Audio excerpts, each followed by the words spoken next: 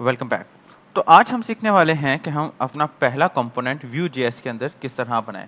तो हम इसके फाइल स्ट्रक्चर को थोड़ा सा एक्सप्लोर कर लेते हैं और अपना पहला कंपोनेंट भी बनाते हैं। तो लेट्स सी, ये मेरे सामने लास्ट लेक्चर के अंदर हमने Vue.js को इंस्टॉल किया था और ये मैंने उसको रन भी किया हुआ है npm run dev करके, और ये मेरे सामने इस वक्त ओपन है। ठीक है, सो ये देखिए कि इसमें एक नोड मॉड्यूल का फोल्डर है और एक पब्लिक का फोल्डर है एंड सोर्सेज का फोल्डर है, जिसके अंदर सोर्सेज नहीं है, बेसिकली ये सोर्स है जिसके अंदर हमारे सारे के सारे कंपोनेंट्स मौजूद होंगे। प्लस इसके अंदर index.html है जो कि हमारी मेन फाइल है, जिसकी वजह से कहा जाता है कि Vue.js के ऊपर सिंगल पेज एप्लीकेशंस बनती हैं। ठीक है, एंड सो ऑन इसके अंदर जो है, शायद मैंने पहले भी एक्सप्लेन किया है कि पैकेज.json है जो कि हमारी सारे के सारे पैकेजेस को, हमारे जितने हमारे पैकेजेस हमारे Vue.js में एक्सटर्नल पैकेजेस हैं, इंटरनल पैकेजेस हैं, उन सबके सबकी डिटेल्स इसके अंदर होगी। और पैकेज log.json के अंदर उन पैकेजेस की सबकी डिटेल होगी। मान लो कि पैकेज.json के अंदर अगर xyz के नाम का कोई पैकेज है, तो उस xyz पैकेज की सोर्स फाइल्स, उसकी हर चीज की डिटेल इसके अंदर मौजूद होगी कि उसका वेरिएंट कौन सा है और whatever blah blah. Okay, so ऐसा है कि लेट्स स्टार्ट करते हैं हम हमारे इस जो है Vue.js के प्रोजेक्ट के साथ पहला कंपोनेंट बनाते हैं।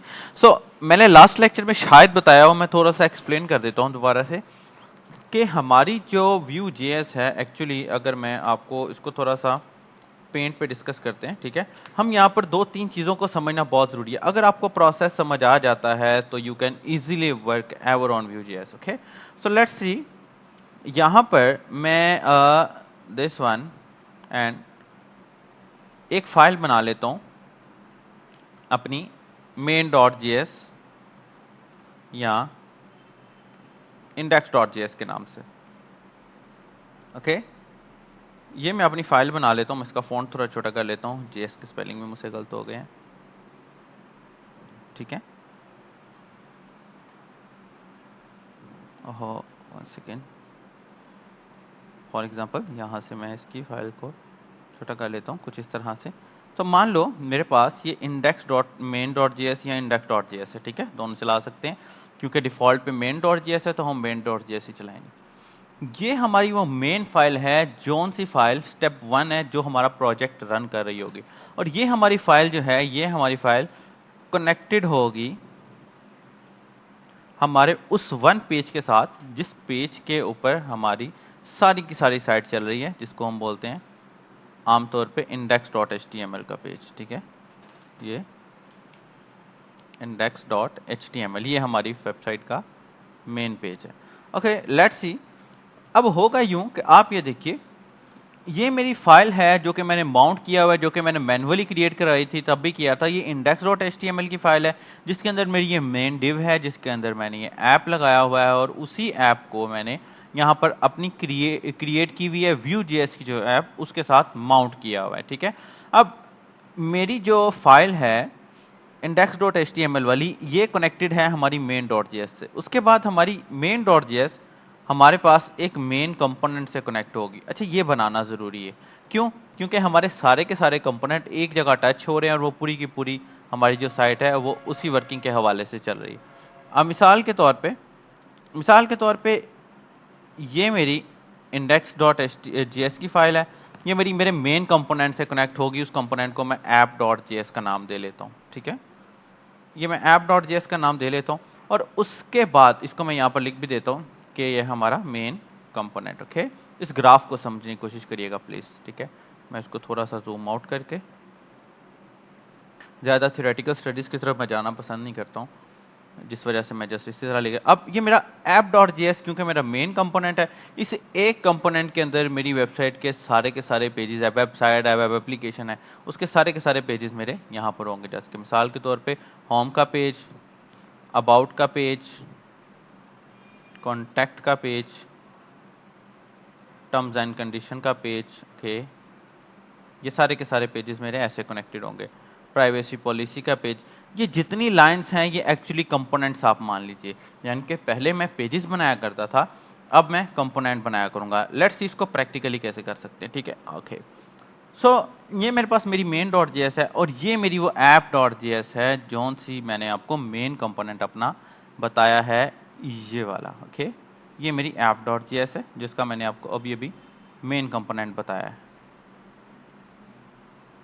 ओके ये दिस वन, लेट्स सी, ऐसे ही शशका लगा रहा हूँ, लेट्स सी। अब ये मेरा मेन कंपोनेंट है और इस कंपोनेंट के बाद ये मेरे सारे के सारे जो कंपोनेंट आपको शो हो रहे हैं दोस्तों, ये वो कंपोनेंट हैं जो कि मेरे सिंपली मेरे अपने कंपोनेंट हैं जो कि मैं इस्तेमाल करने हैं। मिसाल के तौर पे हम इसके साथ थोड़ा सा छेड़खानी करते हैं। मैं यहाँ से स्टाइल को ख़त्म कर रहा हूँ, ठीक है। ये स्टाइल जब मैं कंट्रोल एस करूँगा यू विल सी दैट कि मेरा ये स्टाइल यहाँ से जो है लिटिल बिट ख़त्म होना शुरू हो जाएगा। मैं यहाँ पर ऐसा करता हूँ, मैं अपनी main.js में जाता हूँ और अपनी इस CSS की फाइल को ख़त्म कर देता हूँ। आप देखिएगा कि हमारी फाइल में कहाँ से चेंजेस आती हैं। ये देखिए दिस वन, ये मेरी सारी CSS ख़त्म हो गई। उसके बाद मेरे ये कंपोनेंट जो मैंने इंक्लूड करवाए हुए हैं, मैं इसको भी ख़त्म कर रहा हूँ, ठीक है। लेट्स सी, मैं इसको भी ख़त्म कर रहा हूँ, ये मैं मेन कंपोनेंट को भी ख़त्म कर रहा हूँ, और ये मैं इस पिक्चर को भी ख़त्म कर रहा हूँ, और ये मैं इसको भी ख़त्म कर रहा हूँ। और यहाँ पर मैं लिख देता हूँ hello Asad, follow me on LinkedIn with Mohammed Asad 0। Okay, मैंने सेव किया, यू कैन सी ये मेरे पास ये आ गया। एंड नेक्स्ट मैं क्या करता हूँ, मैं हमारे जितने कंपोनेंट जो कि बिल्ट इन आए थे मैं सबके सबको डिलीट कर देता हूँ ताकि आपको ठीक से समझ आए, और हम एक मेन कंपोनेंट बना लेते हैं, ठीक है। लेट्स सी, ये सबके सबको मैं यहाँ से डिलीट कर देता हूँ, ठीक है। मैनुअली कर रहा हूँ डिलीट, किसी किस्म की कोई एक्सटेंशन इस्तेमाल नहीं कर रहा हूँ, बिकॉज एक्सटेंशंस के ऊपर मेरे ख्याल में हमें रहना ही नहीं चाहिए। मैं यहाँ से इसको सबको डिलीट कर दिया। लेट्स सी, अब इसके अंदर मैं अपना कंपोनेंट बना रहा हूँ, मेरा home component, home dot react. अगर आपको आता है तो रिएक्ट के अंदर फॉलो करिएगा, रिएक्ट का भी कोर्स आएगा इसके फौरी बाद। रिएक्ट अगर आपको आता है तो उसके अंदर हम कंपोनेंट होम डॉट जीएस के नाम से बनाते हैं, इसके अंदर हम होम डॉट व्यू के नाम से बनाएंगे, ठीक है। अब ये मेरी ऐप है, ये मेरा होम है। अब जब भी व्यू जीएस में कंपोनेंट बनाते हैं तो हम इसको टेम्पलेट के साथ बाउंड करते हैं, ठीक है। ओके, इसके बाद मैं यहाँ पर H2 में लिखता हूँ hello Asad, I am home component, okay. और मैं इस कंपोनेंट को एक स्क्रिप्ट का टैग लगा के एक्सपोर्ट डिफॉल्ट कर लेता हूँ, ठीक है। ये देखिए ये हमारे पास एक डिफॉल्ट आ गया, लेकिन मैं आपको मैनुअली लिख के दिखाऊंगा, export default, okay. Export default करके मुझे इस कंपोनेंट का नेम लिखना है जो कि है होम। लेट्स सी, नाउ मैं अपने इस कंपोनेंट को यहाँ पर कॉल करवाना चाहता हूँ, तो जो कोड मैंने पहले रिमूव किया था यहाँ से मैं उसी को यूज़ करूँगा। मैं यहाँ पर नीचे स्क्रिप्ट लगाता हूँ, स्क्रिप्ट लगाने के बाद मैं यहाँ पर अपने उस कंपोनेंट को इंपोर्ट कर लेता हूँ, import home from dot components. Component हमेशा कंपोनेंट्स की फाइल में बनाओ, ये कोई रूल नहीं है, लेकिन प्रोफेशनलिज्म ये कहता है कि आप अपने कंपोनेंट्स को कुछ इस तरह लेकर चलें, लाइक अपने कंपोनेंट्स को एक ही फोल्डर में लेकर चलें।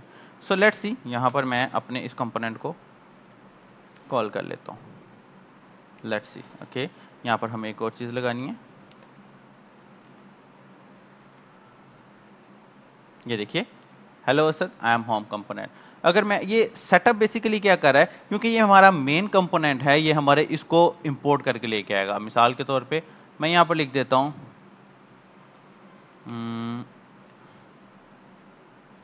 Subscribe me on YouTube and you can see that कि ऑटोमेटिकली अपडेट हो रहा है। सो दैट इज कि हम पहला कंपोनेंट किस तरह बना सकते हैं। अगर कोई क्वेश्चन हो तो कमेंट में पूछ लीजिएगा। अपना ख्याल रखिएगा। God bless you, good bye.